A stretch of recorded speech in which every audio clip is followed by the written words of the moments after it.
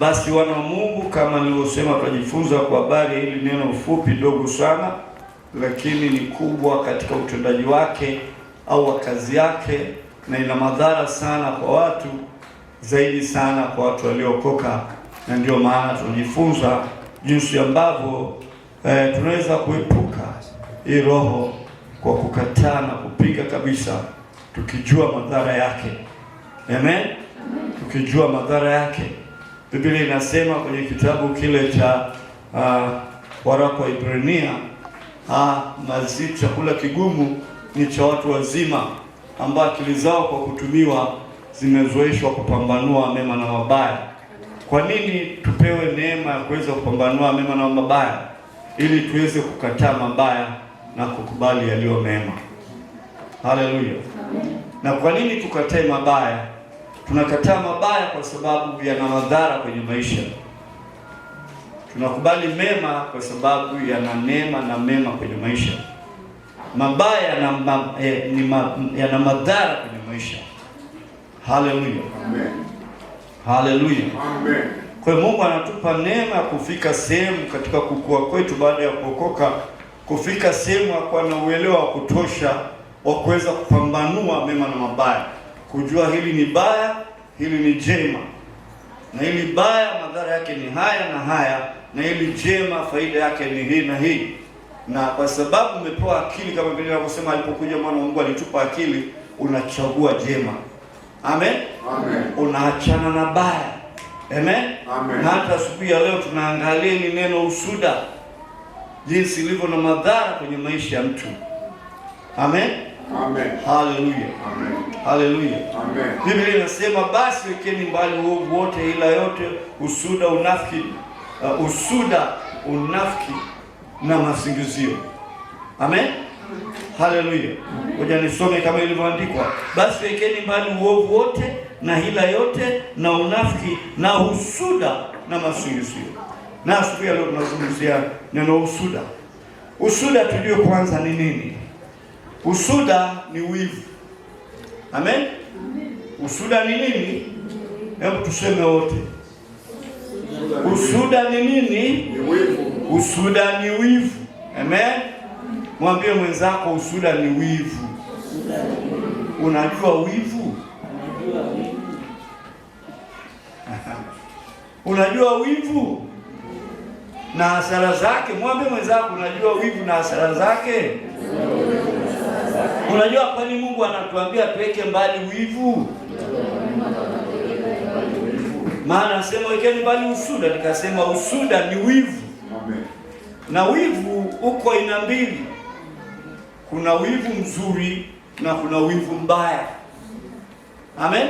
Amen. Kuna wivu mzuri au usuda mzuri na wivu mbaya. Haleluya. Amen.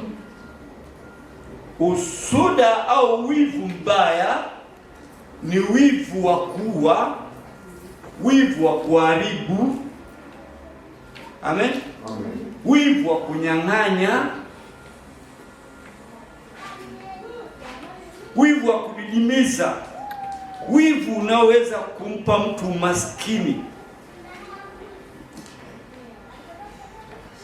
wivu wa kuua, wivu wa kuharibu. Amen. Wivu wa kudidimiza, wivu wa kumpa mtu maskini, wivu unaomtakia mtu mabaya.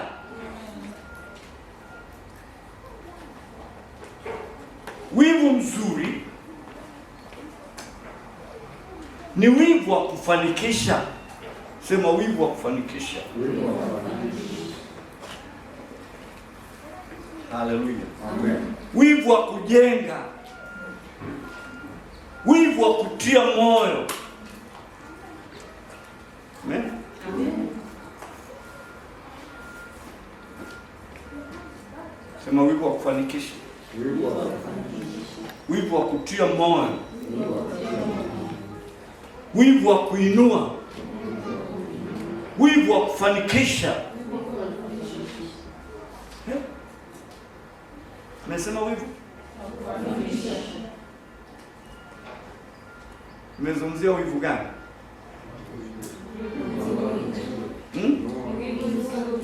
wivu mzuri ni wivu wa kufanikisha, wivu wa kutia moyo, wivu wa kuinua. Amen.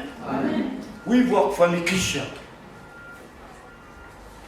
Kwa sababu basi kuna wivu aina mbili. Wivu wa asubuhi tunaozungumzia asubuhi ya leo ni wivu mbaya. Sema wivu mbaya ni wivu wa kuharibu, wivu wa kuua. Amen. Wivu wa kudidimiza, wivu wa kuharibu, wivu wa kumtakia mtu mabaya. Wivu huo Mungu anatuambia tuweke mbali,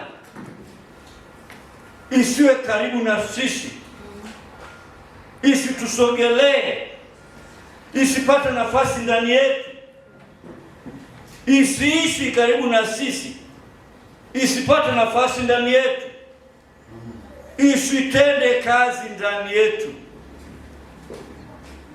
Na kwa nini tunasema tuweke mbali? Mungu anasema weka mbali. Na kichwa cha somo tunasema tukatae, tupinge. Maana yake inakuja, inaweza ikakujia. Amen. Turudia, kwa nini Mungu anasema wekeni mbali? Usikae na wewe, usikaribie, weka mbali. Maana yake inaweza kuja karibu na wewe, si ndio? Na kwa nini tunalipa leo kichwa cha somo kwamba tupinge, tukatae? Maana yake inaweza ikaja. Inaweza kufanya nini? Ikaja. Ipo. Ipo. Na kama ipo inafanya kazi. Kitakachotusaidia ni kukataa, ni kupinga. Amen. Baada ya kuweka mbali kama Mungu anavyosema, ukiona inakuja pinga, ukiona inakuja kataa. Na una uwezo wa kukataa na una uwezo wa kupinga. Maana Biblia kwenye kitabu cha Tito 2:11 anasema, maana neema ya Mungu kwa wanadamu imefunuliwa, na atufundisha kukataa ubaya. Kukataa nini? Ubaya. Sasa wivu mbaya ni ubaya. Amen. Haleluya. Lakini Mungu ametuambia tukatae. Tufanye nini? Tukatae baada ya kupewa neema. Amen. Tumepewa pia neema ya kuweza kukataa. Amen. Na tukikataa inafanya nini? Inatoweka. Na pia Biblia inasema mpingeni shetani naye atakimbia. Sasa hii usuda au wivu asili yake, wivu mbaya, usuda mbaya asili yake ni shetani. Mpaka leo alipo kuzimu, kilicholeta shida ni ile wivu wake. Alitamani kuwa kama Mungu. Alitamani, alimuonea Mungu wivu. Wivu mbaya. Akataka apindue. Tuko pamoja? Amen. Awe kama Mungu. Kwa sababu ya wivu. Haleluya. Amen. Nikasema wivu mbaya inaua. Wivu mbaya inaharibu. Amen. Amen. Tunaona wivu mbaya kwa kupitia Kaini. Uliua. Amen. Amen. Ulifanya nini? Uliua. Soma Mwanzo 4. Nasemaje?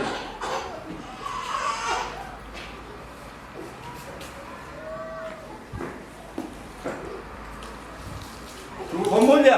Amen. Haleluya. Amen. Hebu changamka mwana wa Mungu.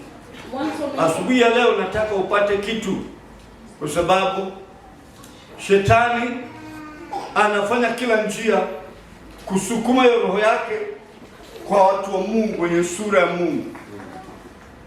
Leo usiku nilikuwa kwenye ulimwengu wa roho, nikashangaa, naangalia hivi kwenye ulimwengu wa roho, naona nyoka mkubwa amesimama, mrefu, mnene sana, mnene sana, kafungua mdomo. Kapi wameona hii picha ya samaki kule Mwanza. Ile picha ya samaki iliyotengenezwa, wanasema ni sanamu wa samaki. Yule anatoa maji mdomoni hivi, ile picha ya samaki. Kama hujafika Mwanza hujaona, lakini umeona kwenye TV. Umemwona wewe samaki? Amesimamishwa hivi mrefu hivi. Sasa ulimwengu wa roho nikamwona nyoka mkubwa kwa mbali. Sema kwanza nilianza kuona msalaba juu. Unajua kawaida msalaba wanaweka kwenye majengo ya kanisa kumaanisha kwamba Mungu yuko pale, anapatikana pale, au nguvu za Yesu zinapatikana wapi? Pale. Kishaona msalaba. Amen. Maana nguvu za Yesu zimedhihirika pale msalabani. Alipokufa pale na akafufuka. Amen. Sasa nikaona msalaba. Mimi nafikiri labda ule msalaba nitaona jengo chini labda la kanisa. Kuangalia chini naona nyoka kubwa sana amesimama. Halafu ule msalaba umesimama kwenye mdomo wake. Sasa asubuhi nikaamka na hii picha ikoaje hii? Lakini nilipata ufunuo taratibu. Amen.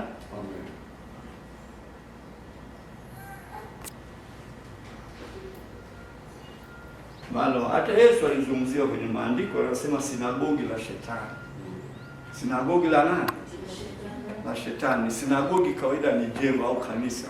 Si ndio? Kwa ina maana sasa shetani anatumia kivuli cha kanisa. Aonekane ni Mungu, yaani kwa kusema anaonekana, kwa maneno yake anaonekana ni Mungu, lakini shetani mwenyewe. Kwa hatari ipo kwenye kanisa sasa hivi. Hatari ipo. Wewe ule mwana wa Mungu uliopewa nuru, uwe makini. Yule nasema na ule uzima, anasema ndani yake ndimo kwenye uzima, na ule uzima ndio nuru, na nuru yang'aa gizani, wala giza halikuweza nuru. Akiwa mwana wa Mungu anayezungumziwa pale ni wewe. Amen. Ukipewa nuru, ukae na nuru, ili giza lisifanye nini? Lisikuweze. Na giza ni shetani, nuru ni Yesu. Tuko pamoja? Na tunapopewa nuru, maana yake ni ule uelewa, kujielewa, kujua umeamini nini, umejua nini, umeamini nini, umejua nini. Sasa shetani Biblia inasema anajigeuza kama malaika, na anajigeuza kama malaika wa nuru ili watu wasimjue. Amen. Watu wanasema wanaabudu, lakini kumbe shetani ameshaingia, amepata nafasi. Nilisema tusome kitabu kile cha Mwanzo 4.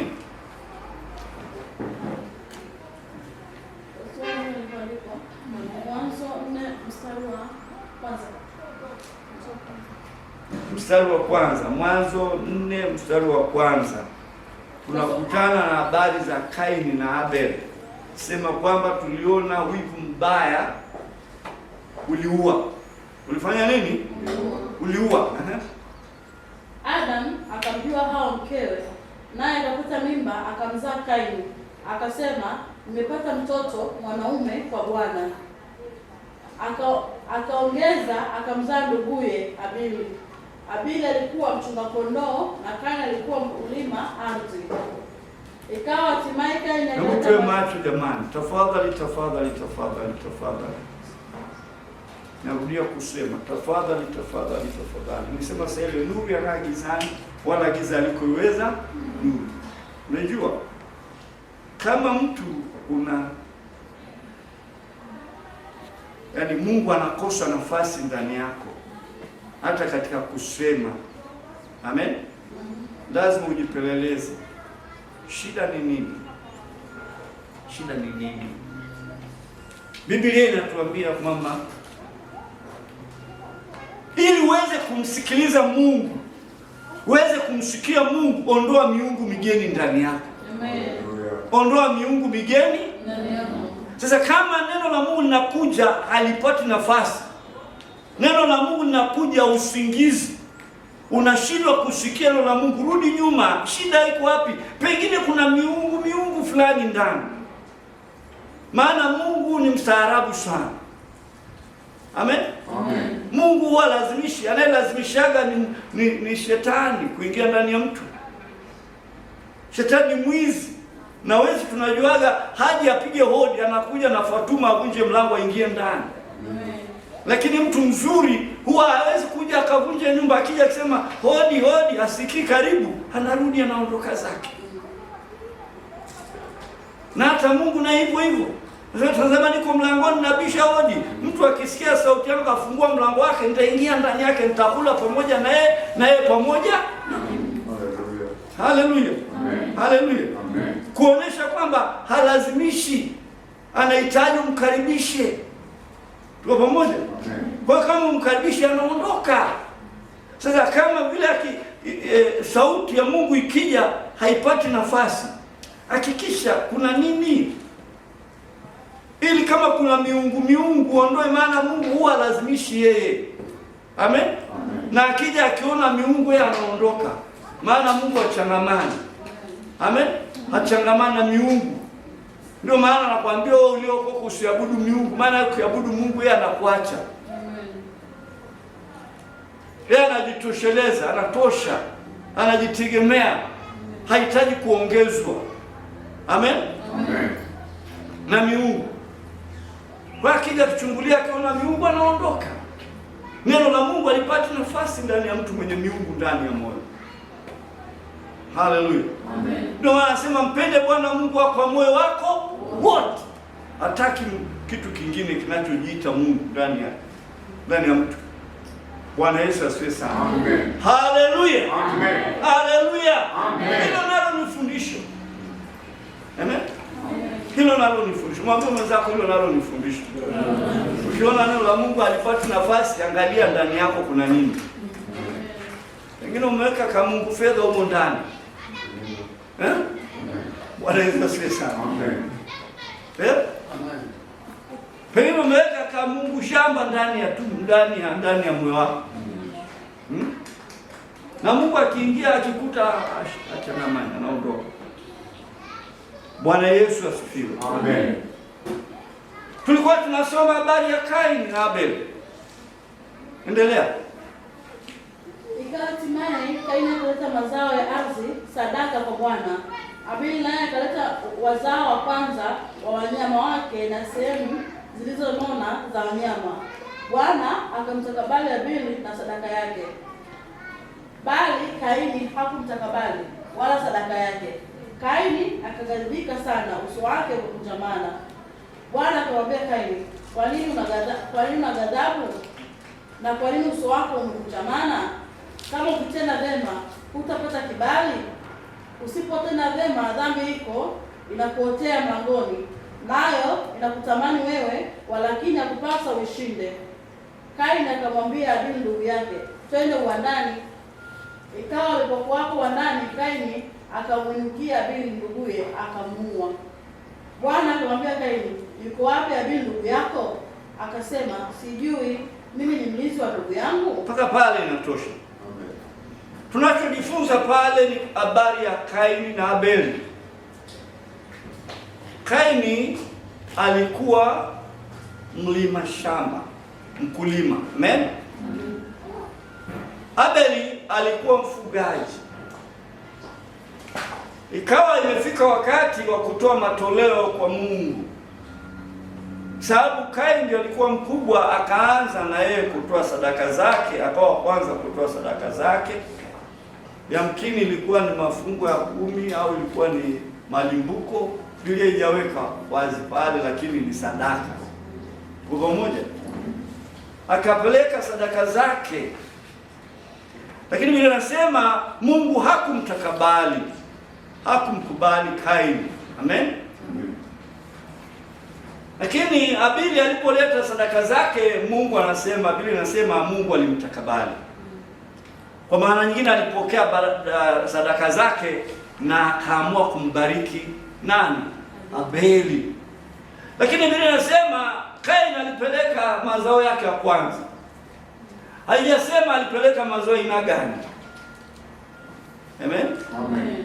Lakini kwa Abeli anasema amepeleka mazao aina gani? Kusoma pale, kusoma hapo.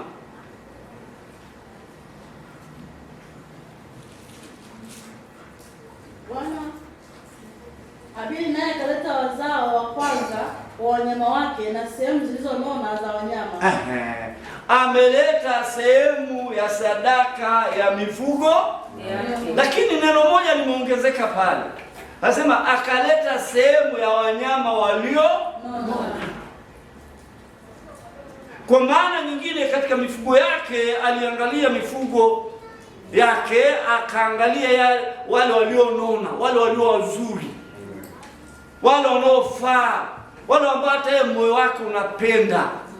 Amen. Unapenda kuwaona. Unajua wafuga mifugo wanajua hilo. Wafuga mifugo, yani kuna madume au ng'ombe wakubwa, ukimwambia yule mwenye ng'ombe auze, mnagombana naye. Maana raha yake aone tu wako katikati ya mifugo yake. Wale wakubwa. Kumbuka mzee mmoja alikuwa mfugaji hapa jirani tu.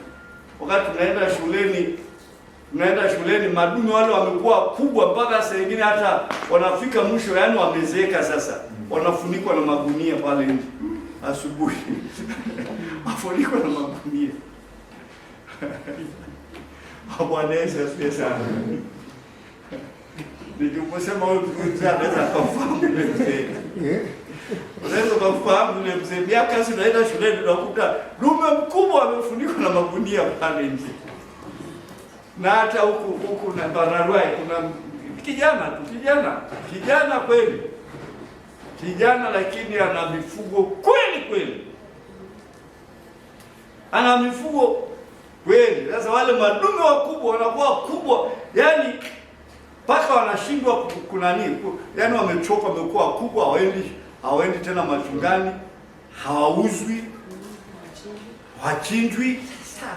Ili waone tu yale, na wengine wakiona yale mapembe yamekuwa makubwa, kama ni waimbaji ndio wanaimba sasa wale madume huko, kwamba wanao wanapendeza.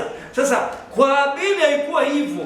Wale wanono, wale ambao wanapendeza, wale ambao wanafaa ndio aliwachagua, akawapeleka kwa nani?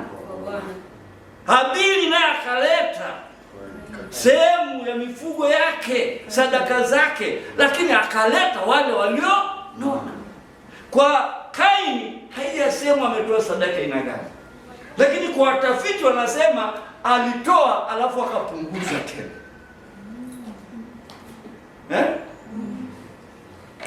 Alitoa alafu akapunguza tena. Maana yake ni kwamba alipotoa akaona mbona ni nyingi nimetoa.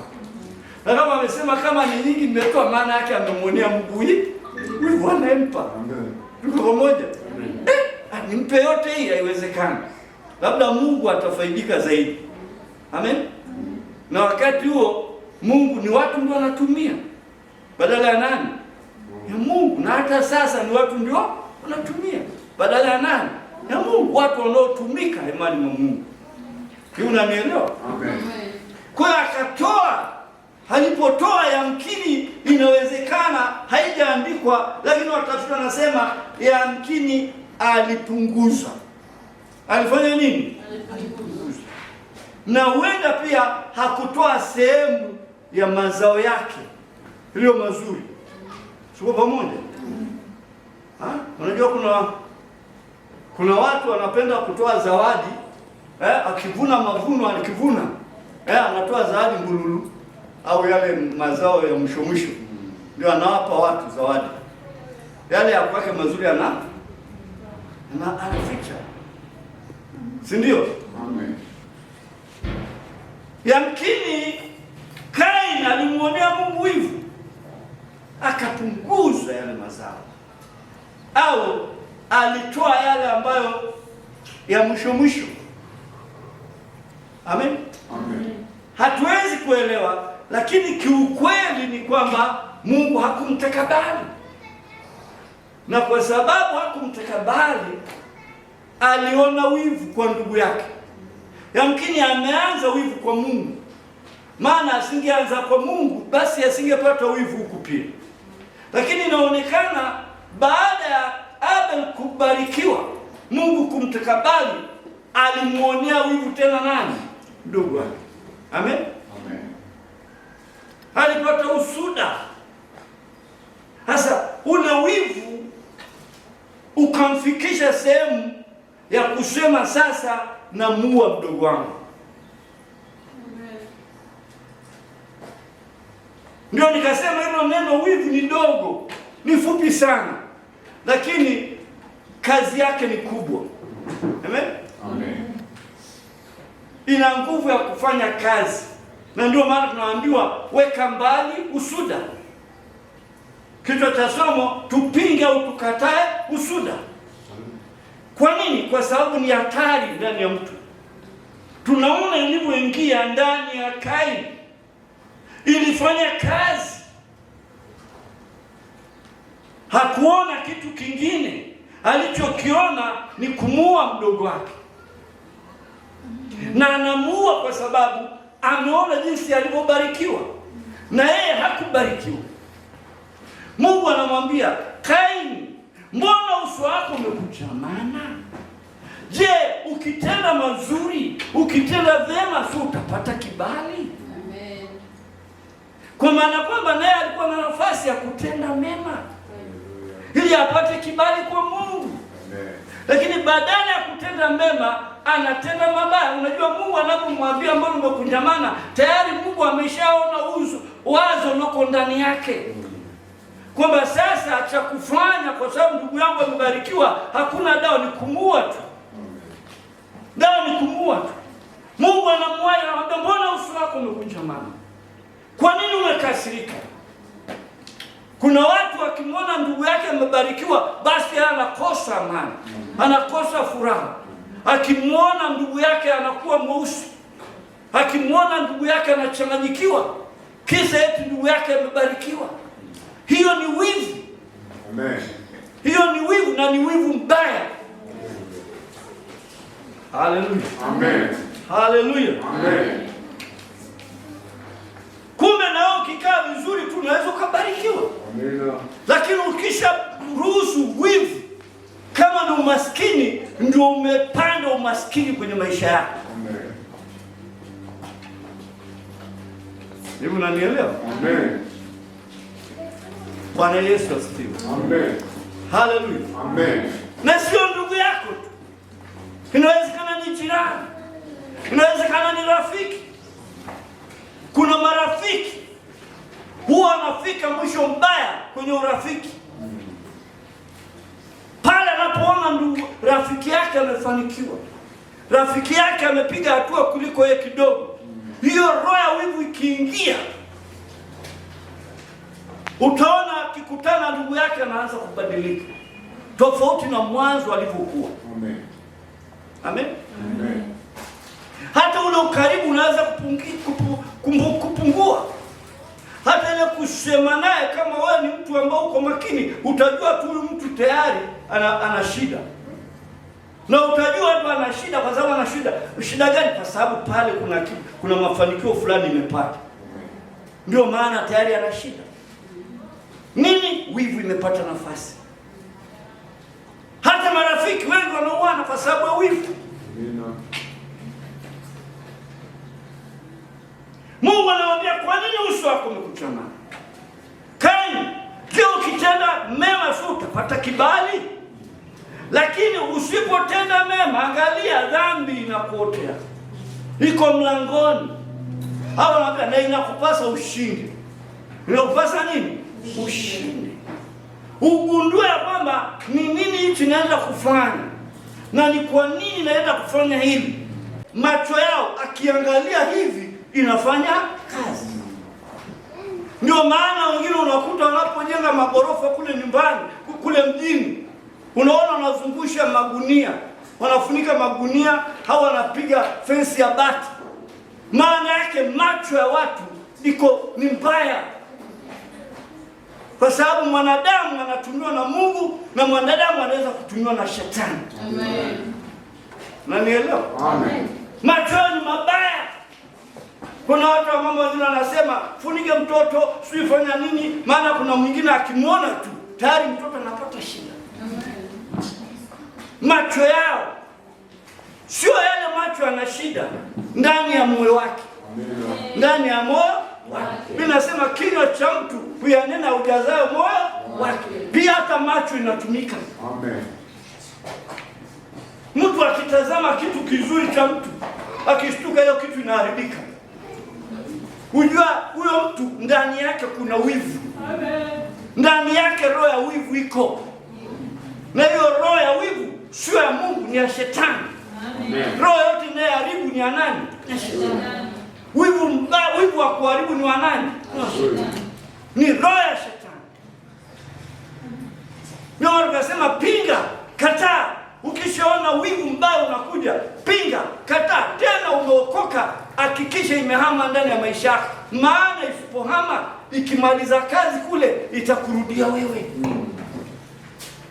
Nataka kukuambia, hata kama mtu amefanikiwa kwa maisha haya, amekuwa na magari, amekuwa na mashamba, amekuwa na watoto, hivi unanielewa? Amen. Unanielewa? Amen. Unanielewa? Amen. Ni aina ya mafanikio. Amekuwa na fedha, ni aina ya nini? Ya mafanikio. Nataka kukuambia, hiyo roho wivu kama iko, itafika sehemu itakula yote. Itafika sehemu itakula. Ndio maana akasema ikila kule, itarudi itakula tena kwako. Umenielewa? Na kufundisha uelewe, roho wivu wa shetani ni mbaya. Shetani hana hata siku moja kitu kizuri atakachokupa. Akikutumia unafikiri atakupa zawadi, zawadi ya kukupa ni kukua. Hiyo unanielewa? Kwa hiyo dawa ni kutomruhusu apate nafasi ndani ya. Ndio maana mimi nasema wekeni mbali usuda, wekeni mbali wivu. Usiukaribishe, maana ikiukaribisha ikafanya kazi kupitia wewe, kama nilivyokuambia, ni neno baya, neno dogo, fupi, lakini inafanya kazi. Tuliona kwa Kaini ilivyofanya kazi, mpaka akamua ndugu yake, na zaidi ya kumua ndugu yake, anabishana na Mungu, anakinzana na Mungu. Mungu anamwambia, ndugu yako kwa kwani mimi ni mlinzi wa ndugu yangu? Amen. Unajua ni hiyo roho mbaya iko ndani. Analinda hiyo roho iliyo ndani yake. Kwa sababu Mungu anaona nini kiko ndani yake. Na anaona imeshafanya kazi ndani yake. Na anakuambia liko mlangoni, inakuotea, inakupasa ushinde. Amen. Kwa pamoja. Amen. Lakini akakataa kupinga. Sema akakataa kupinga. Akakataa kukataa hiyo roho. Alipokataa kupinga, hiyo roho iliingia. Akamwambia ndugu yake twende uwandani. Biblia inasema alipofika uwandani akamuinukia ndugu yake akamuua. Amen. Ni roho mbaya. Amen. Na hata asubuhi ya leo Mungu anatuona. Kama iko mbele, inahitajika ujilinde. Amen. Amen. Inawezekana ndugu yako anaenda kubarikiwa zaidi ya wewe. Inawezekana ndugu yako anaenda kufanikiwa zaidi ya wewe. Hiyo roho isije kapenya ndani yako. Ukaanza kumchukia ndugu yako kwa sababu ya mafanikio yake. Kwa sababu ya wivu iliyo ndani. Hivi unanielewa? Amen. Na asubuhi leo nakwambia, hata kama utafanikiwa, hiyo roho ya wivu ikafanya kazi ndani yako, ikifanya karibu kule, itarudi kwako, itakula kwako tu. Itakuja itamaliza maisha. Hivi unanielewa? Amen. Kwa sababu sio roho Mungu yule. Ni roho nani? Na kazi yake adui ni kuharibu tu. Tunasema mwivi aje aibe achinje na kuharibu. Au anafanya nini? Ana kazi nyingine. Hiyo ndio kazi ile mleta. Kwa hiyo ikikutumia kwa nafasi, ikikutumia kwa namna fulani, unajua kwamba kama ilivyokula kule itakula kwako pia. Kwa sababu hana mtu anayempenda shetani. Akifanya kazi ile amekutumia wewe, kafanya kazi karibu kwa yule, usidhani kwamba atakuacha na wewe, kwa sababu hata hakupendi. Anayekupenda ni Yesu pekee yake. Amen. Amen. Haleluya. Amen. Anayekupenda ni Yesu pekee yake. Shetani akupendi hata akikupa nini. Itafika tu atakugeuka. Na ukitaka kujua kauliza wachawi wanapopewa masharti. Atafanikiwa lakini akosea, anapewa, anawekwa target, akikosea sharti moja tu inakula kwake. inarudi na kienda kwa mganga anamwambia umekosea, basi hakuna njia tena, imeshakula huko, tuanze upya, toa kitu fulani tena. Haleluya, haleluya. Atakwambia hivyo mpaka atakula, atakumaliza. Na shetani hana shukrani hata siku moja. Unafikiri alimwambia Kaini nashukuru maana umemwoa ndugu yako? Hapana. Unajua kilichorudi? Umaskini ulirudi kwa Kaini. Hujasikia tena habari ya Kaini kuanzia hapo. Unanielewa? Na huenda hiyo roho ya Kaini inaendelea mpaka leo. Hiyo roho iliyomvamia Kaini inaendelea mpaka unakula. Kataa. Pinga. Ukiona inakuja pinga. Umepewa uwezo wa kupinga. Na umepewa uwezo wa kukataa. Mtu ambaye hajaokoka hawezi kukataa hiyo roho. Amen? Amen. Kwa nini? Kwa sababu ni chombo cha adui. Wewe sio chombo cha adui. Mambo zako wewe sio chombo cha adui. Wewe ni chombo cha Yesu. Wewe ni chombo ya Mungu. Kwa hiyo shetani hawezi kukulazimisha kufanya usiyotaka. Ukishagundua kwamba hii sio ya baba, una uwezo wa kukataa na shetani atakuacha. Haleluya. Wewe ni mali ya Mungu. Amen. Wewe sio mali ya shetani. Amen. Wewe ni chombo cha Mungu. Mungu ndiye anahitajika kutumie. Amen. Wewe sio chombo cha shetani. Amen. Lakini kama kawaida yake shetani huwa anaiba. Huwa anafanya nini? Anaiba. Umewahi kumwona mtu mwizi anakuja usiku alafu anasema washa taa nije? Anategea taa ikizimika ndio anakuja. Ili usimuone. Ili akiiba usimuone akiiba. Kwa hiyo anaiba watu. Sasa usiruhusu akuibe, akutumie. Haleluya. Amen. Haleluya. Amen. Wivu mbaya Mungu ametukataza. Na ukishaona ndani, kataa, pinga. Na kuna wenye asili kama nilivyosema hiyo raka ilipo. Kuna wenye asili. Tutakuta tu watu fulani wivu mbaya. Hata useme nini, hiyo wivu inafanya kazi mpaka unaona inazunguka hivi. Bwana Yesu asifiwe. Amen. Haleluya. Amen. Mwambie mwenzako kataa wivu. Pinga roho ya wivu. Usipi kukaribie. Wala usipe nafasi ndani yako. Unajua ukipa Mungu anavyosema weka mbali, unajua ulipookoka umekombolewa. Tuko pamoja? Mimi nasema hivi kwenye kitabu cha Wakolosai 1:13.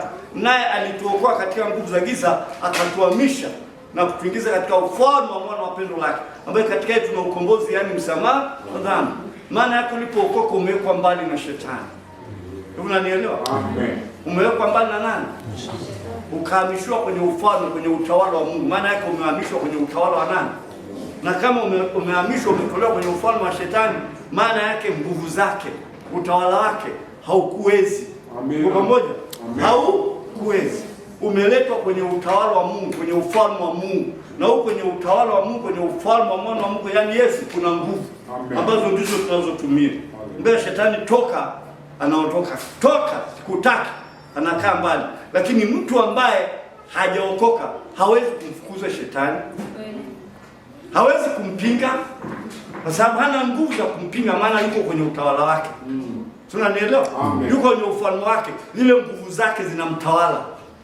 Lakini wewe uliokoka, nguvu za shetani hawezi kukutawala, maana wewe uko kwenye ufalme mwingine. Tena uko kwenye ufalme wenye nguvu. Kwa hiyo unaweza ukapinga ule ufalme usikuweze. Ule ufalme wa shetani, ile nguvu ya shetani sikuwezi.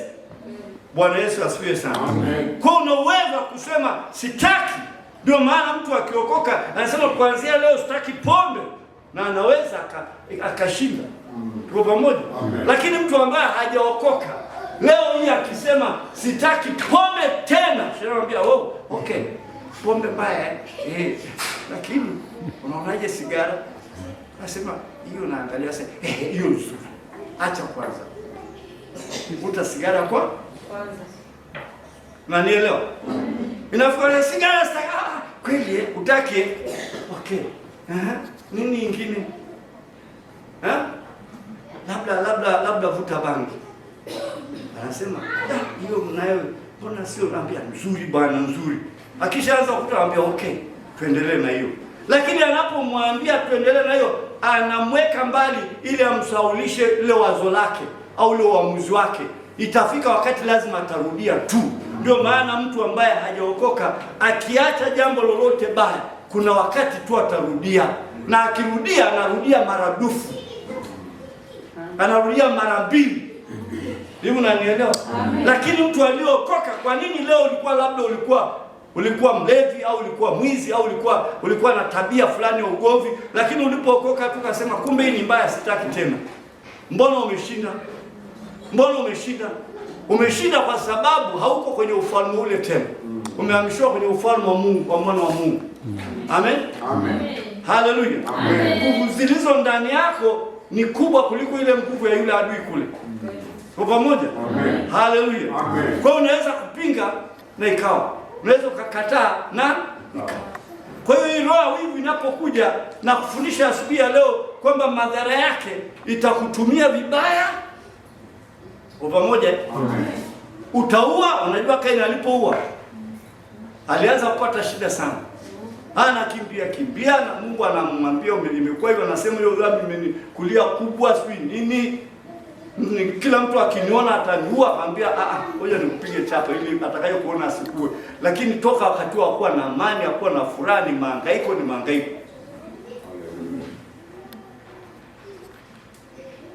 Amepata madhara. Na bado laana imemwingia. Kwa hiyo wivu inaua. Na mara nyingi wanaposema wivu inaua, maana yake unaweza ukatafsiri inaua vipi? Maana yake hata wewe itakuwa. Ukiruhusu hiyo roho ya wivu ikafanya kazi itakuwa. Kwa nini sikuue? Kama sasa mtu unaona labda amefanikiwa. Kama roho ya wivu ipo, utakosa amani. Unakosa amani kwa sababu ya mtu aliyefanikiwa. Utakosa furaha. Utakosa furaha kwa sababu ya mtu aliyefanikiwa. Unanielewa? Amen. Kuna mwingine tu akimwona mwenzake amevaa vizuri tu tayari ndani yake shida, anateseka. Amen. Nielewi. Nani huyu? Nani huyu aliyemua na nani?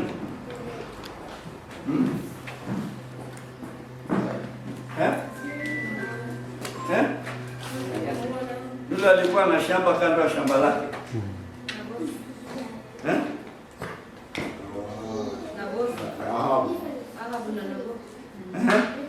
Nini kilichotokea kwa Ahabu?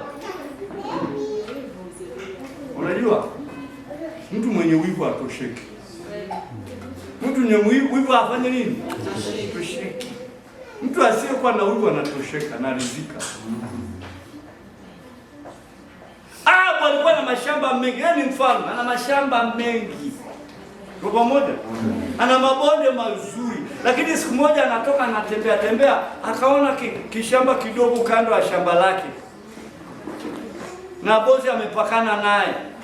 Shamba tu, kasehemu tu. Na ndio hapo ushuhuda mpaka mimi imenitokea hicho kitu. Unanielewa? Akaona kashamba kako pembeni kadogo tu. Akamwita yule mwenyewe shamba, nipe hii shamba. Anamwambia, ni urithi uliopata kwa baba yangu na sina kwingine siwezi kutoa maana ndio nilionayo. Anambia hapana, nitakupa shamba kubwa zaidi ya hili kule pembeni, lakini achia kae karibu na mimi. Sio kwamba alikuwa na shamba, yeye ni mfalme, ana shamba kubwa. Pengine labda kama ana shamba eka 200, yule alikuwa na eka 3, lakini hiyo eka 3 akangangania. Yule alipomwambia haiwezekani, siwezi kukupa, alipoenda nyumbani anakuta mama amemwandalia chakula vizuri pale mezani, anaenda uso umekunjamana, anaingia kitandani, analala, mama anamwamsha, anageuka tu wala asemi na mama. Mwishoni mama akagundua, akasema hapa iko shida. Baba, shida gani? mbona huko kawaida? Anageuka huko, hataki hata kusema naye. Mama akasema ngoja nimsogelee, niambie mke wangu, shida iko wapi mpaka hata chakula utaki kukiona? Uso wako umekujamana, hauna raha. Kwa nini mume wangu, niambie? Mwishoni akamwambia, bwana, katika kutembea kwangu nimeona shamba ya mtu fulani, nimetaka hiyo shamba, nimemwendea, nimemwambia nipe hiyo shamba, alafu akaniambia hanipi. Nikamwambia nitakupa shamba lingine mahali fulani, akasema sikupi. Kageuka kalala, hataki chakula, uso umekujamana, hasira, kisa wivu. Analo shamba kubwa, lakini kwa sababu ya wivu, ndio anasema mtu mwenye wivu hatosheki. Unanielewa? Amen. Mtu mwenye wivu hatosheki.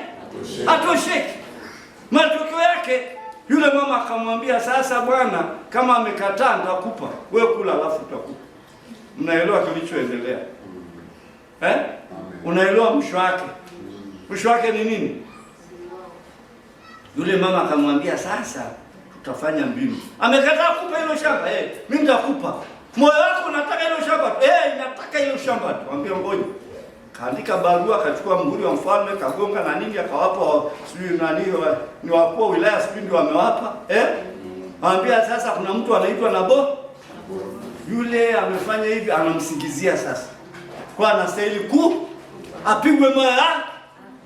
Apigwe mawe. Nini hiyo? Wivu. Mzee amenyeleza kitandani, anasubiri mama aliyemwambia utapata hilo shamba aone atapata kwa njia gani. Kumbe mama anatoa uamuzi wa kuoa kwa nani? Akapigwa mawe akafa. Alipokufa nini kilitokea? Anamwambia amka baba, tamalaki, tawala shamba, maana mwenye shamba aliyekunyima amekwisha kufa. Nini kilichosababisha? Wivu. Nini? Wivu. Sijui ameona miti iliyo kwenye hilo shamba, ameona bonde fulani lilikuwa kwenye hilo shamba, wivu ikamuingia, labda yeye hana au anayo, lakini kwa sababu roho ya wivu ya kutotosheka ndio inamfanya akatamani.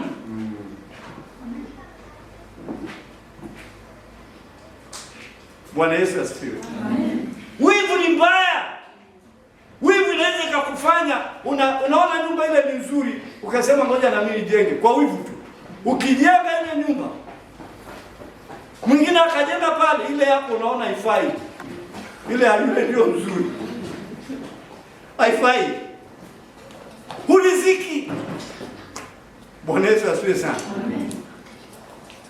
Na bosi akauawa. Alipouawa nini kimetokea? Aliambiwa mfalme, wewe, maana ameuawa alafu akatupwa huko porini. Alipotupwa huko porini, Mungu akaja akamla, maana nafikiri amepigwa mawe. Sio, unajua kupigwa mawe, mangeongeo madamu yanamwagika. Matokeo yake Mungu akaja akalamba ile damu na nini, lakini Mungu akamwangalia yule Ahabu, akamwambia pale pale ambapo damu ya Nabothi imelambwa na mbwa, hata hakwako italambwa hapo hapo. Damu yako mbwa nao atalamba hiyo damu yako hapo. Ndio nasema wivu ikishafanya kazi upande wa kwanza, itarudi kufanya kazi upande wa pili. Amen. Unanielewa? Amen. Biashara imeisha. Ahabu anafurahia shamba, Nabothi amekufa, vita vinaanza, akaanza utaratibu wa kutafuta watu wa kwenda naye kupigana vitani, mpaka akashtuka anabadilisha nguo ili asionekane kama ni, maana tayari ameshapata taarifa kwamba anaitwa yeye. Amebadilisha nguo, amefanya nini? Mnaelewa kilichoendelea? Kwamba na yule mfalme anayepigana naye kule akawaambia wale maskari, mimi nachotaka mumle yule mumshike kwanza. Si ajabu angeshikwa, angekuja kuteswa taratibu kama alivyomtesa Nabothi. Lakini anambia huyo mfuatieni mpaka mumpate, mkamate.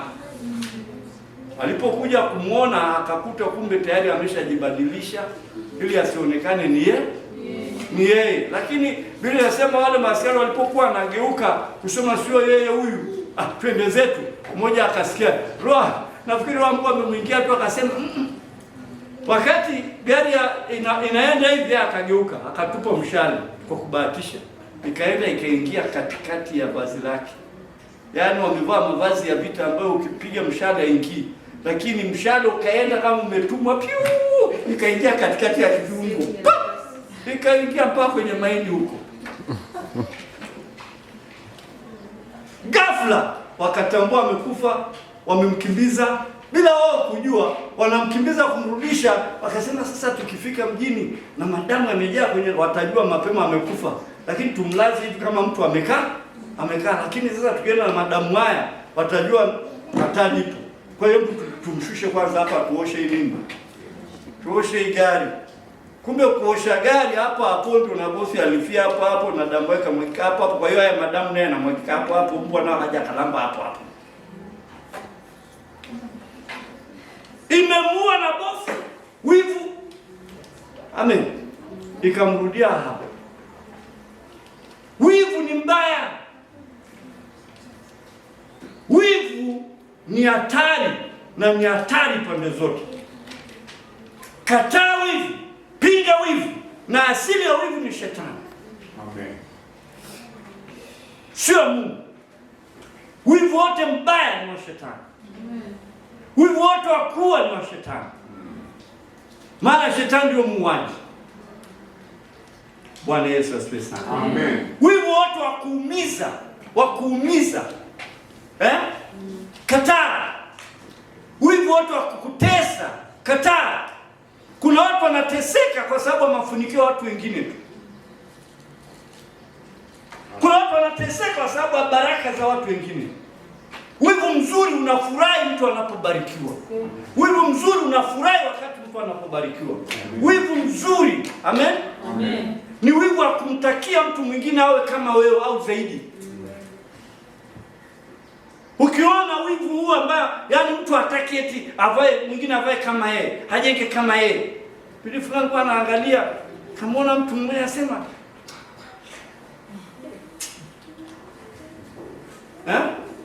hataki eti mtu apate maji kama alivyopata. Bila kujiuliza, huyu ana mdomo na mimi na mdomo.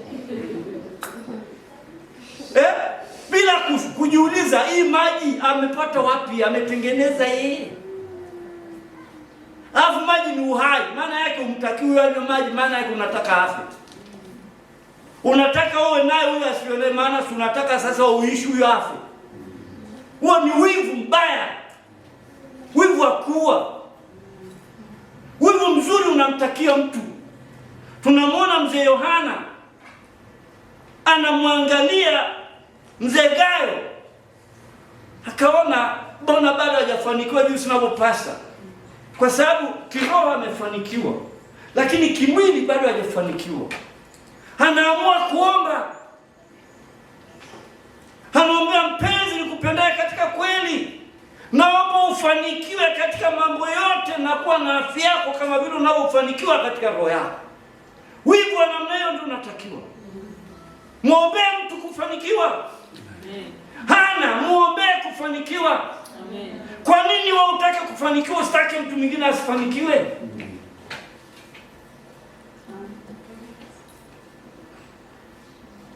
Kwa nini unataka kubarikiwa, usitake mtu mwingine abarikiwe? Wewe ni nani wewe? Na huyu ni nani? Ana mdomo kama wewe. Amen. Amen. Anapenda naye vitu vizuri kama unavyopenda nayo. Anataka kuishi kama unavyotaka uishi. Na maisha unataka kuishi sio ya kwako, hujanunua, umepewa na Mungu. Kwa nini hutaki yule aishi kama unavyoishi? Mafanikio unayopata nani amekupa? Ungekufa ungeona wapi? Mungu amekupa uhai ukakuta. Kwa nini hutaki yule afanikiwe? Kwa nini hutaki apate? Amen. Ni wivu. Ni nini? Ni wivu. Ndio maana Mungu anamwambia, kwa nini wewe ukitenda vyema si utapata kibali kama Abel alipopata kibali? Mbona ni rahisi tu. Kama umeona yule amefanikiwa, mbona ni rahisi tu. Si utende mema tu na unabarikiwa. Amen. tena nawe na ubarikiwe. Kama unaona amekupita amefanikiwa, nawe rudi kwa Mungu. Amen. Na kama Mungu hajakupa kwa wakati huo, usinungunike wala usikasirike, kwa sababu kuna watu pia akipewa mafanikio kwa wakati fulani, hiyo mafanikio inamuua. Unanielewa? Amen. Kila jambo na wakati wake kwa Mungu.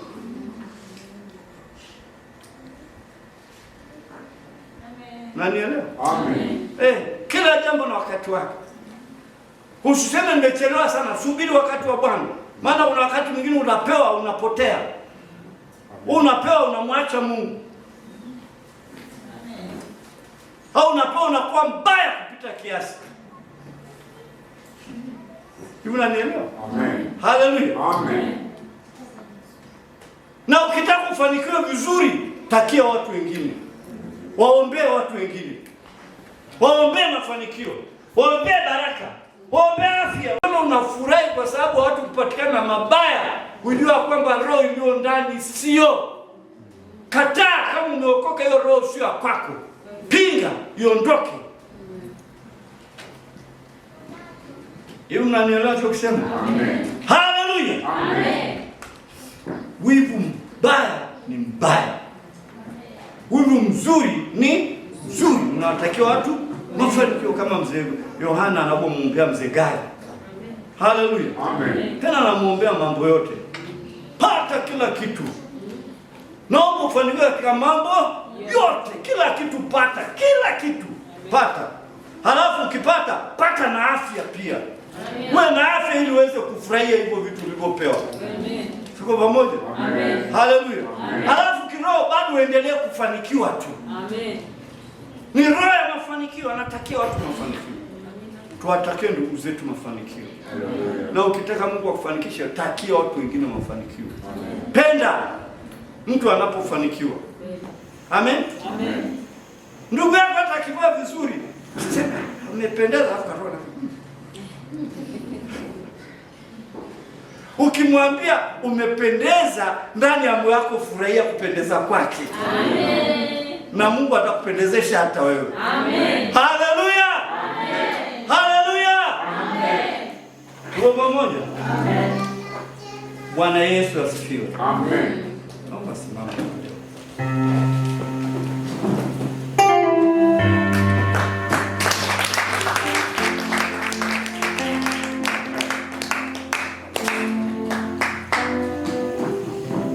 Haleluya. Amen. Mwambie mwenzako wivu marufuku. Usuda marufuku. Kwa wewe uliokoka haikustahili. Una uwezo wa kukataa. Shetani akikuletea mwambie staki. Na itaondoka. Nitaondoka. Amen. Pingeni shetani naye karibisheni Mungu naye. Na Mungu wetu na mafanikio ni Mungu maajabu. Nasema sasa wewe shida gani?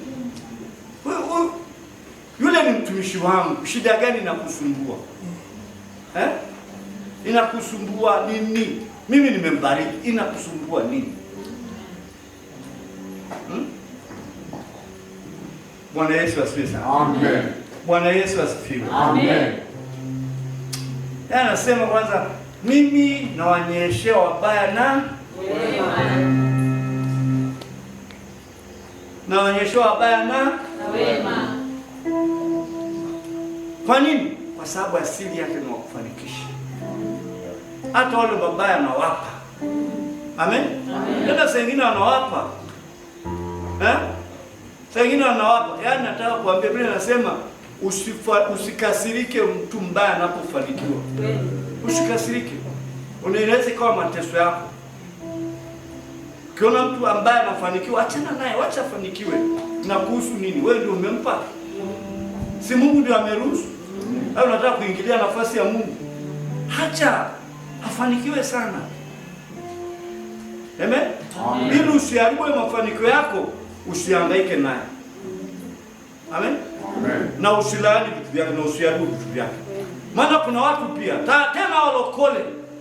Watu walokole wanapenda kuharibu vitu vya watu. Haribu, vunja, farakadisha. bomoa. Haribu, kwani uharibu? Mharibifu ni shetani. Amekuja aibe, achinje na niseme hili, maana kuna elimu kama hiyo. Kuna elimu kama mpaka wanaua. Nani amekuruhusu kuua wewe? Hata kama ni mbaya. Nani amekuruhusu kuua? Anaweza kuwa ni mmoja tu. Unaua, wewe ni nani uwe wewe?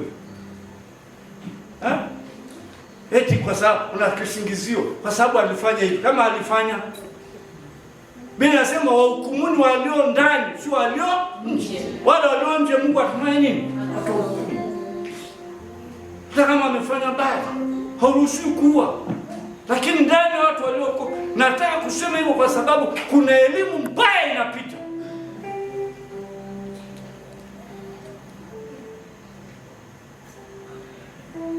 Kuna elimu mbaya inapita. Sema haribu, kuruga. Hata watu saa nyingine wako vizuri tu na mtu, wafarakanishe, wafarakane, watengane. Wakati Mungu ameamuru baraka mahala palipo na umoja, humtakii sasa baraka. Kwa nini umtenge? Labda sasa kama Mungu atakuruhusu, kama ni mabaya naendeleza, tuko pamoja. Yaani usiende nje ya Mungu. Mungu alivyo ndivyo nao unavyotakiwa uwe. Mungu anavyofikiri ndivyo nao unavyotakiwa kufikiri. Haleluya. Kwa nini? Wewe ni mwana wa Mungu. Ukienda nje ya Mungu, maana yake umeenda upande mwingine. Tuko pamoja? Watu wengine wanafunga, wanaomba. Paulo anasema mnafunga ili mpate kupigana ngumi ya uovu. Watu wanafunga, waombe, lakini wanachoombea ni uharibifu. Wanapoongea ni ukua. Lazima angalie hicho unachoharibu ni cha nani? Cha Mungu au ni cha shetani? Kama ni cha Mungu usiguse. Amen? Kama ni cha shetani sawa, lakini kama ni cha Mungu usiguse. Mtu anapofanikiwa, Mungu ni wa kufanikisha. Mungu anapobariki, Mungu ni wa kubariki. Amen? Mungu anapomjalia mtu kuwa na afya, ni Mungu ndio hiyo. Ndio maana Yohana anamuombea afya. Mzee Gari, tuko pamoja? Amen. Vyote vilivyo vyema usisubutu kuharibu. Amen? Amen. Bwana Yesu asifiwe. Amen. Haleluya. Amen. Maombi unapoomba, angalia maombi unayoomba ni namna gani? Yanaendana na Mungu. Yako sasa mapenzi ya Mungu. Ndivyo Mungu anavyotaka. Hao maombi yameshafika kwa unaomba maombi kutoka kambi nyingine. Hata kama mtu amefanya kosa gani. Watu wanasema mpaka wanatengeneza jeneza, wanatengeneza sanamu, wanaweka ndani ya jeneza la mfano. Wanasema fulani tunamzika. Leo mwisho tunamzika. Hiyo ni maombi ya shetani 100%. Wewe ni nani umuue mtu? Hata kama amekosa. Kwanza hakuna mtu mbaya, ila mtu akishavaliwa na roho mbaya ndio anakuwa mbaya. Ondoa hiyo roho mbaya, mtu abaki akiwa mzuri. Unanielewa? Amen. Hakuna mtu mbaya, ila roho mbaya ikiingia ndani yake mtu unamuona mbaya. Sasa wewe mwenye macho ya roho usimwangalie huyo mtu. Tazama hiyo roho mbaya iliyo ndani yake. Ondoa hiyo roho mbaya ili abaki mtu mzuri. Mnanielewa kusema? Amen. Mnanielewa? Amen. Bwana Yesu asifiwe. Amen. Narudi kwa kumalizia, wivu epuka kama ukomo. Wivu kataa. Roho moja. Wivu pinga. Una uwezo kukataa, una uwezo kupinga. Ndani yako kuna nguvu ya kumshinda shetani. Ndani yako kuna nguvu ya kupinga roho yote mbaya na ikaondoka. Haleluya. Amen. Haleluya. Amen. Bwana Yesu, ninakushukuru. Asante kwa ajili ya mchana leo. Tangia asubuhi umesema na sisi kwa njia ya sifa, kwa njia ya kuabudu wewe. Tumesikia sauti yako kwa namna mbalimbali ikisema na roho zetu. Hata kwenye maombi umekuwa ukisema na watoto wako Bwana majeshi. Pale wanapopozea sauti zao, Naamini ya kwamba kuna sauti pia wamesikia ndani ya mioyo yao ikisema na wao na kuwajulisha kwamba uko katikati yao. Na hata wakati wa mchana tumesikia neno lako, umesoma na roho zetu kwa namna moja au nyingine. Umetuonya, umetufundisha, umetujenga, umetuhekimisha, umetukaripia, umetukemea, umeturudi tukiwa watoto wako Bwana majeshi. Nia na makusudi tuulize uzima ule ambao umekusudia Baba. Nalibariki jina lako Baba kwa ajili ya kijana huyu wa kike na wa kiume. Nalibariki jina lako ili ya baba na mama huyu ambao umempa neema ya kuweza kusanyika siku ya leo, na zaidi yote kuweza kusikia sauti yako ikisema na maisha yake. Kanisa lako nazidi kuliweka mikononi mwako, zidi kulijenga na kulihekimisha na kuliimarisha sana eneo lako, kwamba utalijenga kanisa lako ambalo mlango wa kuzimu haitalishinda. Nalibariki jina lako jinsi umetuonya, jinsi umetufundisha. Nazidi kuliweka kanisa lako mikononi mwako. Ni katika jina la Yesu Kristo naomba na kushukuru nikiamini. Amen. Amen.